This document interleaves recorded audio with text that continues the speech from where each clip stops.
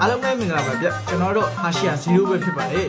ကျွန်တော်ဒီနေ့တင်မဲ့ဗီဒီယိုလေးကတော့လက်တလုံးမှာသက်သက်ဆက်ရှိကြတဲ့ game တစ်ခုဖြစ်တဲ့ MTE ခေါ် Nevernet Do Evernet ဆိုတဲ့ game လေးအကြောင်းပဲဖြစ်ပါတယ်ဗျဒီ game လေးကတော့မထွက်ခင်ကတည်းက Enemy GTA ဆိုတဲ့နာမည်လေးရရှိနေတဲ့ game လေးပဲဖြစ်ပါတယ်ဗျဒီ game လေးထဲမှာ GTA တဲရလို့ 1.6 လေးကားခိုးလို့ရတယ်ကားမောက်လို့ရတယ်လေးပါလာတာကြောင့်ပဲဖြစ်ပါတယ်ဗျဒါပေမဲ့ဒီ game လေးကိုဆော့ကြည့်မယ်ဆိုလို့ရှိရင်တော့ GTA တဲရလို့ပိုင်လို့ရမှာမဟုတ်ပါဘူးဗျဒီဂိမ်းလေးကဘာလို့လဲဆိုတော့ကန်ရှင်းရဲ့ပဲဝန်ထရီဝိတို့လိုမျိုးဂိမ်းမျိုးစားမျိုးဖြစ်နေလို့ပဲဖြစ်ပါတယ်ဗျဒီဂိမ်းလေးကိုကျွန်တော်အနေငယ်ဆန်းဆော့ကြည့်ထားတဲ့အနေဖြင့်ဒီဂိမ်းလေးက character တွေကိုကာချပူးမယ် boss တွေကိုတတ်မယ်မြေပုံတွေကိုရှာမယ် character တွေအတွက်ဖတ်မယ်ဒီလိုဂိမ်းမျိုးစားမျိုးပဲဖြစ်ပါတယ်ဗျဒါပေမဲ့ဒီဂိမ်းလေးကအခြား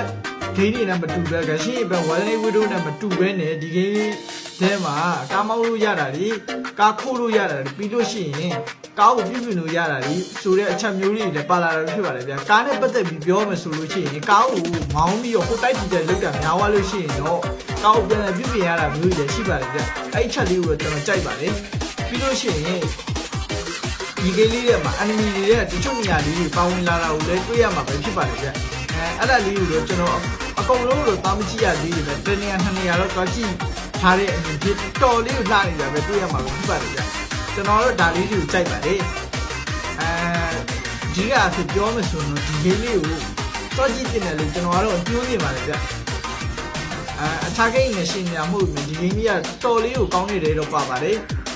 အဓိကအခုလောလောဆယ်ဆော့စရာ game မရှိဘူးဆိုရင်ဒီ game လေးကို down ပြီးတော့စောကြည့်ဖို့အကုန်လုံးညှိုးမိကြည့်ပါတယ်ဗျဒီနေ့ဗီဒီယိုလေးကတော့ဒီလောက်ပါပဲအခြားတင်စီခြင်းတဲ့ဟာလေးတွေရှိလို့ရှိရင်လည်းကျွန်တော်လာပြီးတော့ကွန်မန့်မှာပြောပေးနိုင်ပါတယ်ဗျအဓိကဖြစ်တော့ကျွန်တော်လောလောတင်ရဗီဒီယိုမရှိပါဘူးအားကြောင့်အကုန်လုံးကူညီပေးကြပါဦး bye bye see you next time okay NASA